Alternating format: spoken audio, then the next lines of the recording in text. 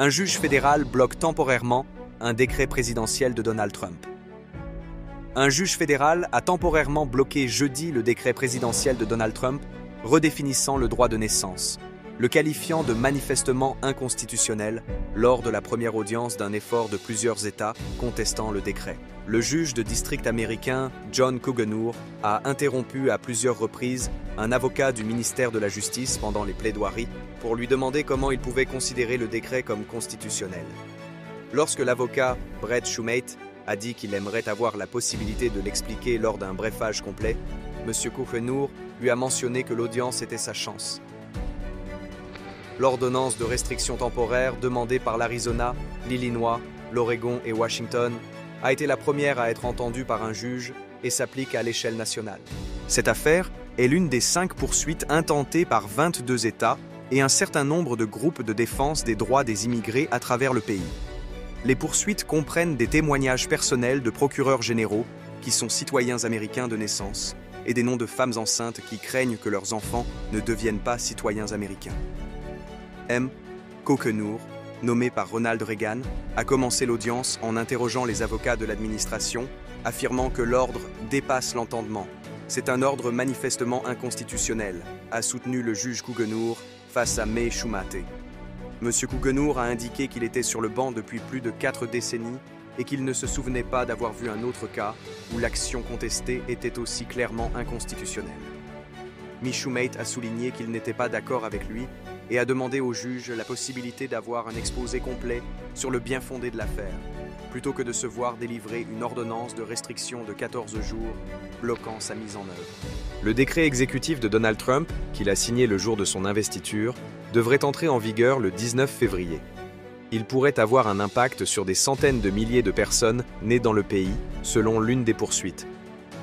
En 2022, il y a eu environ 255 000 naissances d'enfants citoyens de mères vivant illégalement dans le pays et environ 153 000 naissances de 2 parents de ce type, selon la plainte déposée par 4 États à Seattle.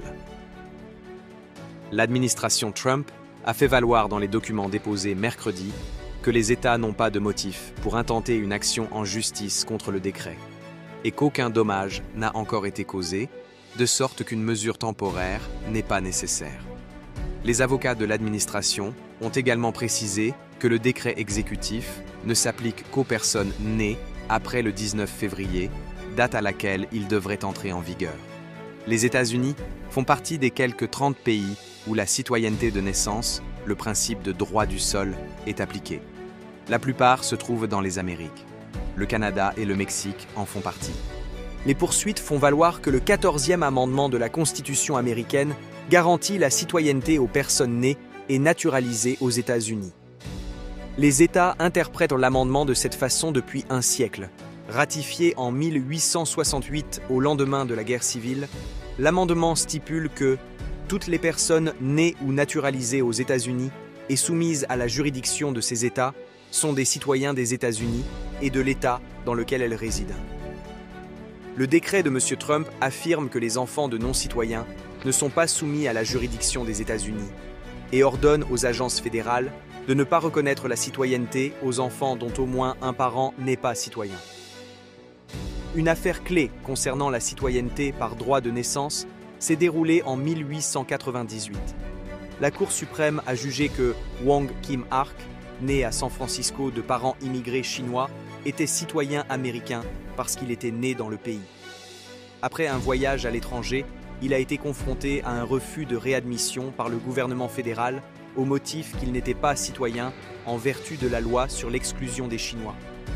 Certains défenseurs des restrictions à l'immigration ont toutefois fait valoir que cette affaire s'appliquait clairement aux enfants nés de parents qui étaient tous deux des immigrants légaux. Ils disent qu'il est moins clair si elle s'applique aux enfants nés de parents vivant illégalement dans le pays. Le décret de Donald Trump a incité les procureurs généraux à partager leurs liens personnels avec la citoyenneté de naissance. Le procureur général du Connecticut, William Tong, par exemple, citoyen américain de naissance et premier américain d'origine chinoise élu procureur général du pays, a déclaré que le procès était personnel pour lui. Il n'y a pas de débat juridique légitime sur cette question. Mais le fait que M. Trump ait tout faux ne l'empêchera pas d'infliger de graves dommages dès maintenant à des familles américaines comme la mienne, a soutenu M. Tong cette semaine. L'un des procès visant à bloquer le décret exécutif comprend le cas d'une femme enceinte, identifiée comme Carmen, qui n'est pas citoyenne, mais vit aux États-Unis depuis plus de 15 ans, et a une demande de visa en attente qui pourrait conduire à un statut de résident permanent. Priver des enfants du trésor inestimable de la citoyenneté est une grave blessure, indique le procès. Cela les prive de la pleine appartenance à la société américaine à laquelle ils ont droit.